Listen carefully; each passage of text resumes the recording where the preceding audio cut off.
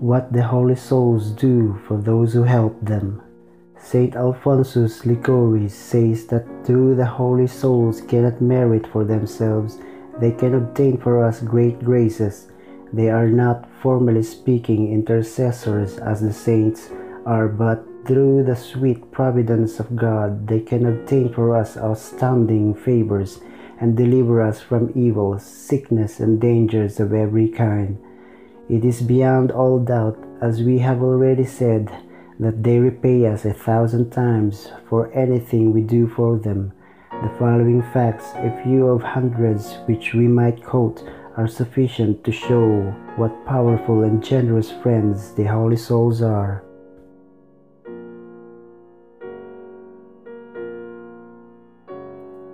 How a girl found her mother. A poor servant girl in France once heard a sermon on the holy souls, which made an indelible impression on her mind. She was deeply moved by the thought of the intense and unceasing suffering the souls endure, and horrified to see how cruelly they are neglected and forgotten by their friends on earth. Among other things, the preacher stressed was that many souls who are in reality near to their release, one mass might suffice to set them free. Other, oftentimes long detained, it may be for years, just because the last needful suffrages has been withheld or forgotten or neglected. With her simple faith, Jeanne Marie resolved that, cost what it might cost, she would have a mass said for them every month, especially for the soul nearest to heaven.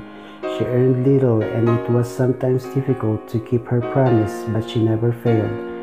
On one occasion, she went to Paris with their mistress, and there fell ill, so that she was obliged to go to the hospital.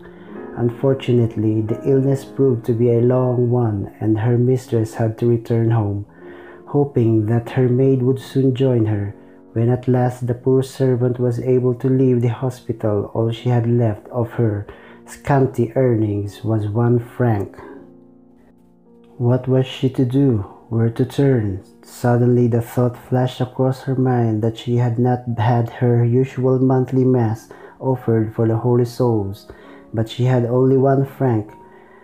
That was little enough to buy her food, yet her confidence that the holy souls would not fail her triumphed. She made her way into a church and asked a priest, just about to say mass, if he would offer it for the holy souls. He consented to do so, never dreaming that the modest alms offered was the only money the poor girl possessed. At the conclusion of the holy sacrifice, our heroine left the church. A wave of sadness clouded her face.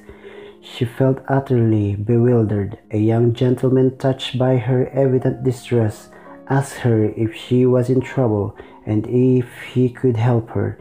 She told her story briefly and ended by saying how much she desired work. Somehow she felt consoled at the kind way in which the young man listened to what she said, and fully recovered her confidence. I am delighted beyond measure, he said, to help you. I know a lady who is even now looking for a servant. Come with me. And so saying, he led her to a house not far distant and bade her ring the bell, assuring her that she would find work. In answer to her ring, the lady of the house herself opened the door and inquired what she required. Madam, she said, I have been told that you are looking for a servant. I have no work and would be glad to get the place. The lady was amazed and replied, Who could have told you that I needed a servant? It was only a few minutes ago that I had to dismiss my maid, and that at a moment's notice you did not meet her. No, madam, the person that informed me that you required a servant was a young gentleman. Impossible, exclaimed the lady. No young man, in fact, no one at all could have known that I needed a servant.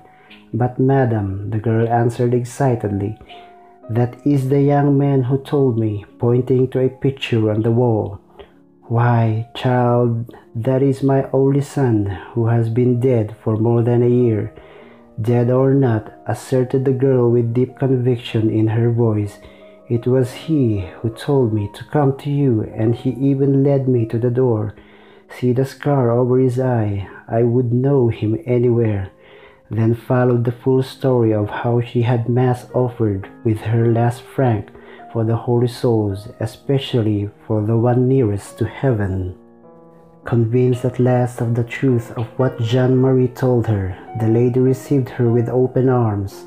"Come," she said, "but not as my servant, but as my dear daughter. You have sent my darling boy to heaven. I have no doubt that it was he who brought you to me."